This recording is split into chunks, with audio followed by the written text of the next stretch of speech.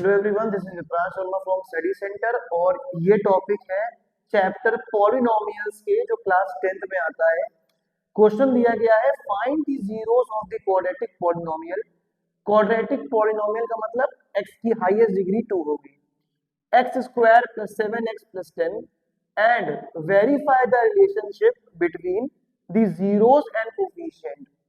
हमको पहले इसके जीरोस को निकालना है, जो जीरोस आ जाएंगे उसके बाद हमको वेरीफाई करना है कि कोफिशिएंट और जीरोस में रिलेशन क्या है। ठीक, मतलब रिलेशन इक्वल है। तो ये दिया हुआ है polynomial of x is equals to x square plus 7x plus 10।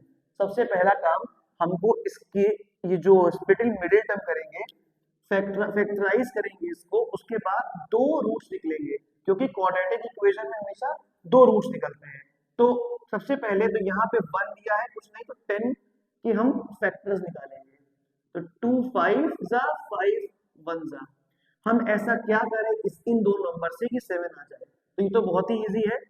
P of x is equals to x square plus यहाँ पे लिख दिया 2x, यहाँ पे लिख दिया 5x प्लस 10। ठीक, ये हो गया आपका सॉल्व, इसको स्प्लिट कर दिया हमने। अब इन दो नंबर में कॉमन निकालेंगे और इन दो नंबर में कॉमन निकालेंगे। तो P of x is equals to यहाँ पे x बाहर आ गया, अंदर बचा x प्लस 2। ठीक, यहाँ पे x बाहर आ गया क्योंकि वो कॉमन था, अंदर बचा x प्लस 2। इन दोनों में 5 कॉमन है, x तो कॉमन दिख नहीं रहा है तो अंदर बचेगा x प्लस 2। ये दो नंबर अगर इक्वल आ गए तो P ऑफ x आपका x प्लस 2 और x प्लस 5 हो गया। ठीक है, ये हमारा हो गया पहला स्टेप।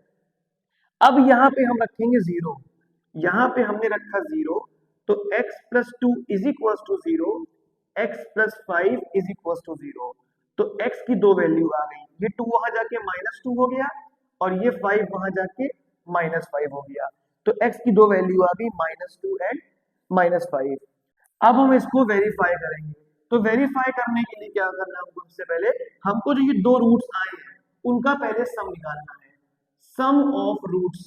ठीक, तो ये कितना है -2 प्लस -5, तो -2 -5 ये आ गया आपका -7। तो सम इनका क्या आ गया -7। फिर हमको करना है इनका प्रोडक्ट, प्रोडक्ट ऑफ रूट्स, ये दो रूट्स निकले हैं तो -2 इंटू -5 हो जाएगा आपका 10। ठीक, 10 हो गया। अब इसको एक तरीके से और भी लिखते हैं, ये जैसे सम लिखा है तो ये अल्फा प्लस बीटा होता है। ठीक, अल्फा बीटा जो भी दो रूट्स आते हैं उसको हम अल्फा बीटा का नाम देते हैं। तो अल्फा बीटा का जो सम जो आया है -7 आया है। अब जब इसको वेरीफाई करना है, हमको यहाँ पे इसको वेरीफाई करना है, तो सम के लिए वेरिफिकेशन पे हम लगाते हैं minus coefficient of x square, sorry coefficient of b divide by coefficient of x square. ठीक, सॉरी कोफिशिएंट ऑफ ऊपर x हो गया, यहाँ पे coefficient of x upon coefficient of x square. -7 is equals to minus coefficient of x, ये देखो x के बगल में कौन सा नंबर दिख रहा है 7, तो ये आ गया आपका 7 अपॉन एक्स स्क्वायर के बगल में 1 दिख रहा है, तो -7 इज इक्वल्स टू -7, ये आपका वेरीफाई हो गया। ठीक, ये आपका वेरीफाई हो गया।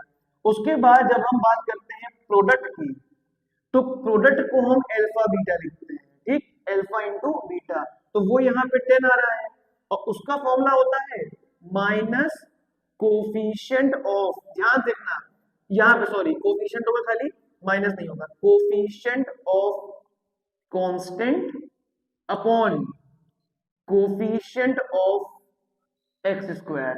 कोफिशिएंट ऑफ कांस्टेंट मतलब कांस्टेंट में कोफिशिएंट होगा ही नहीं, तो simple alpha beta is equals to 10 is equals to, ये आ गया 10 अपॉन 1, इसके बगल में 1 है और ये आपका बच गया 10।